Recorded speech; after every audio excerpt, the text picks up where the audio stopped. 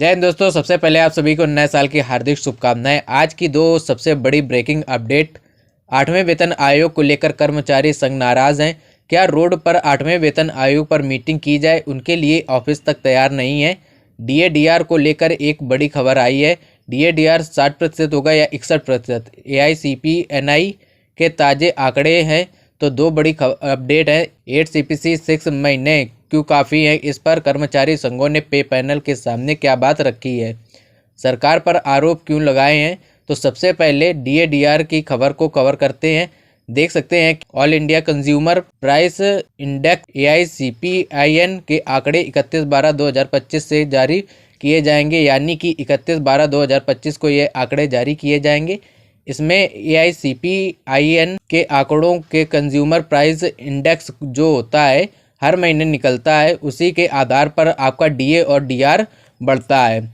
तो इसमें डीए-डीआर पर जो आंकड़े आए हैं एआईसीपीआईएन के, वो पिछले महीने 147.7% थे, अब बढ़कर 148.2 हो गए हैं। इसके हिसाब से जो आपका डीए-डीआर कितना हो जाएगा, यह डीए-डीआर 7th पे कमीशन के अनुसार माना जाएगा और 8वें वेतन आयोग के लिए एक नया डीए-डीआर अगले महीने यानी कि जनवरी से शुरू हो जाएगा। इसके लिए बता दें कि कैलकुलेशन करते हैं कि एआईसीपीआईएन के इन आंकड़ों के अनुसार आपका जो डीए-डीआर कितना हो जाएगा। तो अभी तक जो जून 2025 तक डीए-डीआर मिल रहा था उसमें 58.18% यानी कि 58% मिल रहा था।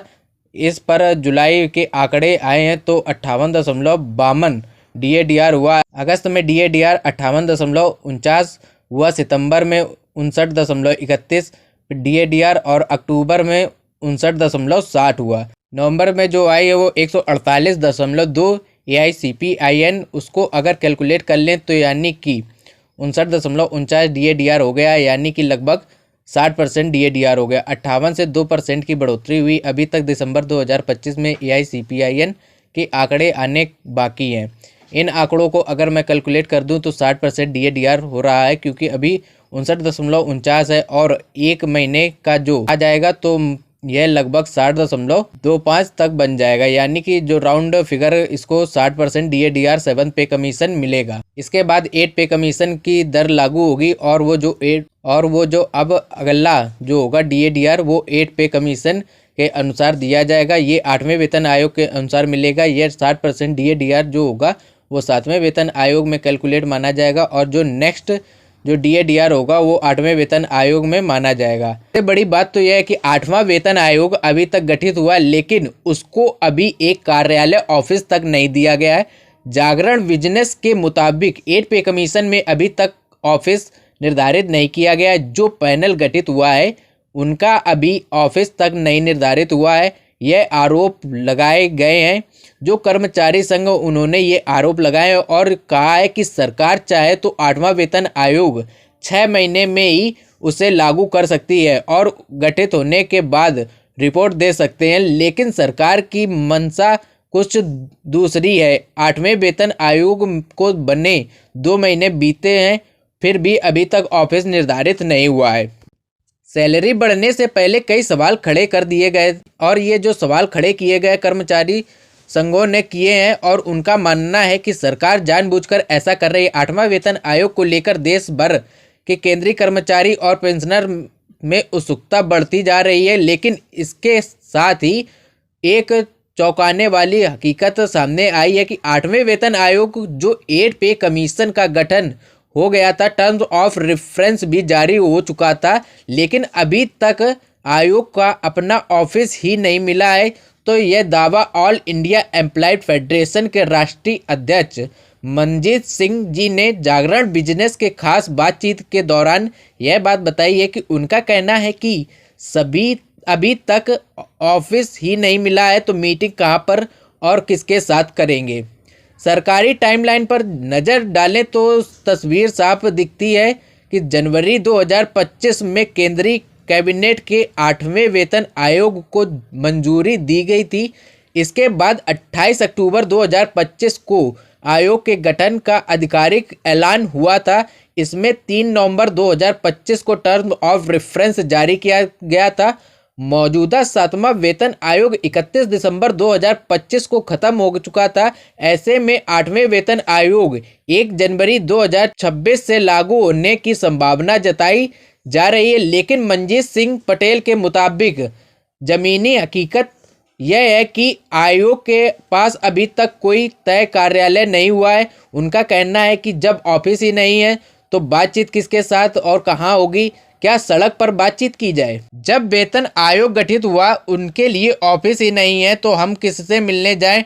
डॉक्टर पटेल कहते हैं कि परंपरा के अनुसार जब कोई भी वेतन आयोग बनता है तो उससे सबसे पहले एक कार्यालय दिया जाता है। यही कर्मचारी संगठन जाकर वहीं पर जाकर अपनी मांगे रखते हैं, ज्ञापन सौंपते हैं और आयोग के चेयरपर्सन व सदस्यों के मुलाकात करते हैं। अभी ना तो चेयरपर्सन रंजना प्रकाश देसाई से इस मौके पर कोई बातचीत हुई है और ना ही घोषित सदस्यों से कोई बातचीत हो पाई है। वजह साफ है, आयोग के पास ऑफिस ना होना। ऐसे में कोई घर जाकर तो बात करेगा नहीं। उनका सवाल यह है कि जब कर्मचारी को अपने मुद्दे रखने होते हैं तो आखिरकार वो किस दरवाजे पर जाए? सामान्य प्रक्रिया यही है होती है कि आयोग तय समय पर कर्मचारी संगठन को बुलाता है और औपचारिक रूप से बैठक करता है और उनकी बातचीत सुनता है। इस दौरान डॉक्टर पटेल ने सवाल भी उठाया है और कहा है कि जब बैठने की जगह तय नहीं है, प्रक्रिया कैसे शुरू की जाए?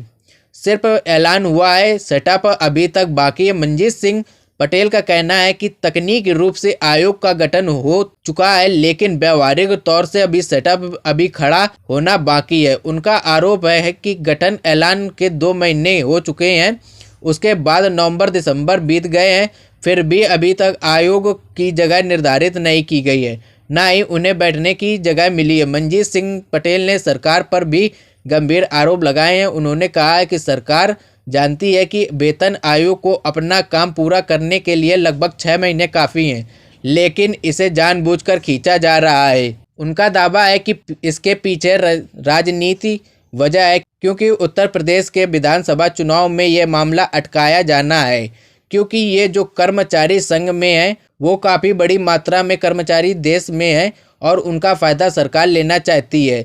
जो उत्तर प्रदेश के चुनाव हैं, इस पूरी प्रक्रिया को उन्होंने उम्मीद जताई है कि ऑफिस को जगह ना मिल पाना इस पूरी प्रक्रिया पर सवाल खड़ा करता है।